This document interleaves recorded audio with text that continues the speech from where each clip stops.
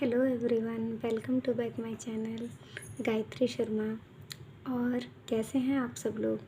I hope आप सब अच्छे होंगे, बहुत बहुत बहुत अच्छे होंगे और अपनी पढ़ाई को बहुत अच्छे से कंटिन्यू कर पा रहे होंगे। और जैसा कि पता है, मैं पहले इंट्रोडक्शन दे देती हूँ। अभी तक मुझे लगता है मैंने अभी किसी वीडियो में अपना इंट्रोडक्शन दिया ही नहीं है। कमेंट्स भी आए थे मुझे कि दीदी आप कहाँ से हो और किस चीज़ की और प्रिपरेशन कर रही हो।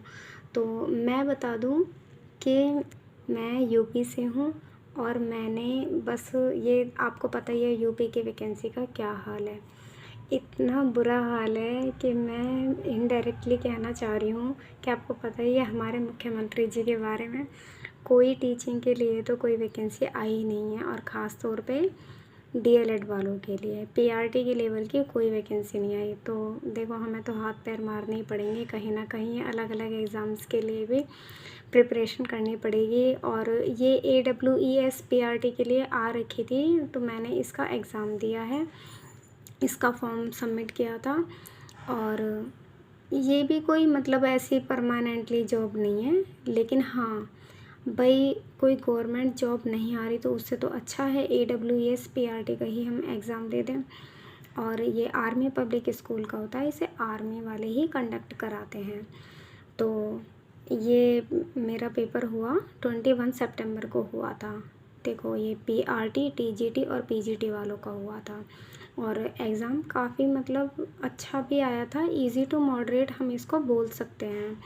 और ये सेकंड शिफ्ट में मेरा पेपर हुआ था, 2:30 बजे से 5:30 बजे तक।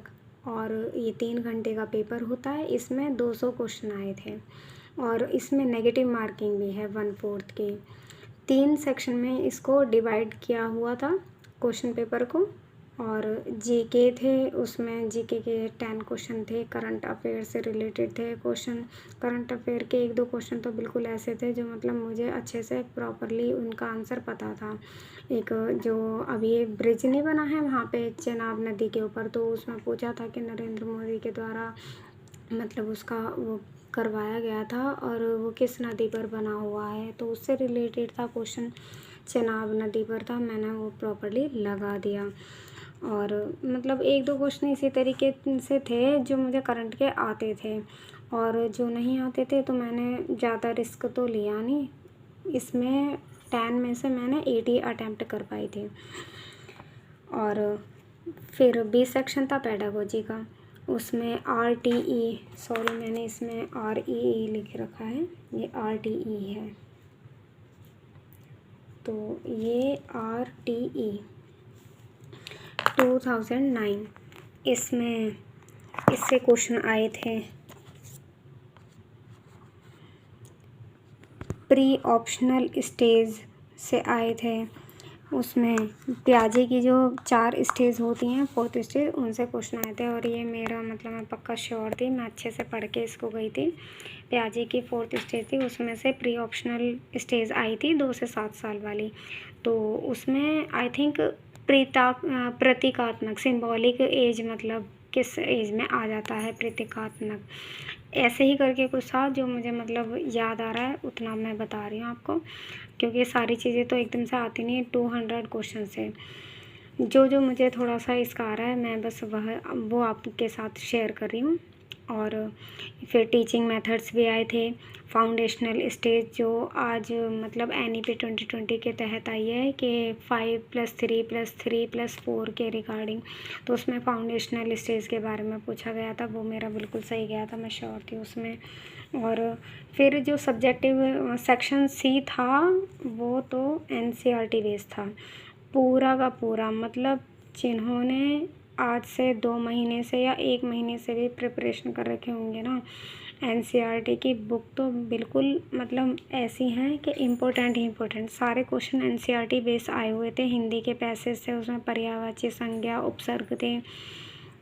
और इंदिवर एक आई थिंक पर्यायवाची उसका आया था, इंदिवर को क्या कहते हैं, तो कमेंट में आप बताना इंदिवर को क्या कहते हैं। मेरा तो ये बिल्कुल सही गया है, मुझे ये क्वेश्चन आता था। इंग्लिश में पैसेज आया था, इजी था बिल्कुल, मतलब इजी टू मॉडरेट कहेंगे हम, अगर हमें अच्छे से थोड़ी बहुत भी ऐसी इंग्लिश आती है कि हाँ हम प्रॉपर उसको समझ लें, तो हमारा उसमें से बिल्कुल भी आंसर गलत नहीं होगा। इंग्लिश के पैसेज ठीक थे और सेंटेंस रीअरेंज करने के लिए आया था। वर्ब्स वगैरह के बारे में पूछा था। मैथ में तो आपको क्या ही बताऊँ मैं, उसमें साइन कॉस टेन के भी मतलब सम्स थे। कुछ तो इतने हार्ड थे और कुछ इतने इजी थे कि बस समीकरण बनाने के लिए दे रखा था, और वो मेरा बिल्कुल मतलब ठीक हो गया था उस क्वेश्चन को। और एक रीजनिंग का आया था जो मतलब मल्टीप्लिकेशन डिवाइडेशन करके उसकी एक वो दे रखी थी इक्वेशन बना के, और सिंबॉलिक उसकी वैल्यू पुट करनी थी। मेरा मतलब वो ठीक हो गया था क्वेश्चन, बहुत जल्दी मैंने उसको सॉल्व कर लिया था। मैथ में भी ओवरऑल का रिव्यू देखा जाए तो मॉडरेट था, मॉडरेट कह सकते हैं, मॉडरेट से हार्ड की तरफ जा रहा था, ना कि इजी की तरफ। तो ये भी क्वेश्चन मेरा हो गया। टोटल मिला के अब मैं बताती हूँ कि मैंने कितने अटैम्प्ट किए थे। मैंने जो है इसमें 180 मार्क्स अटैम्प्ट किए थे। और देखो तुम्हें पता है नेगेटिव मार्किंग भी है। कुछ ऐसे भी क्वेश्चन होते हैं जिनमें हम श्योर नहीं होते और लगा के भी आते हैं, तो देखते हैं क्या होता है। और आप अपना भी बताएं, जिन ने भी यहाँ जो यूपी से बिलोंग करते हैं कि यूपी टेट का वो ये AWS का, सॉरी मैंने मतलब यूपी टेट बोल दिया, AWES का एग्ज़ाम दिया था, तो अपना रिव्यू बताएं, अपने भी मार्क्स बताएं कि आपने कितने किए हैं और कितने आपको आते थे। उनमें से कितनों पे तुक्के भी लगाए हैं आपने, वो भी मुझे बताना। अपना एक्सपीरियंस शेयर करना, इसमें कमेंट में ज़रूर बताना। मैं आपके कमेंट्स का वेट करूँगी और आपको रिप्लाई भी दूँगी, तो बताइएगा ज़रूर। Thank you thank you thank you thank you. और do like subscribe my channel. Thank you everyone.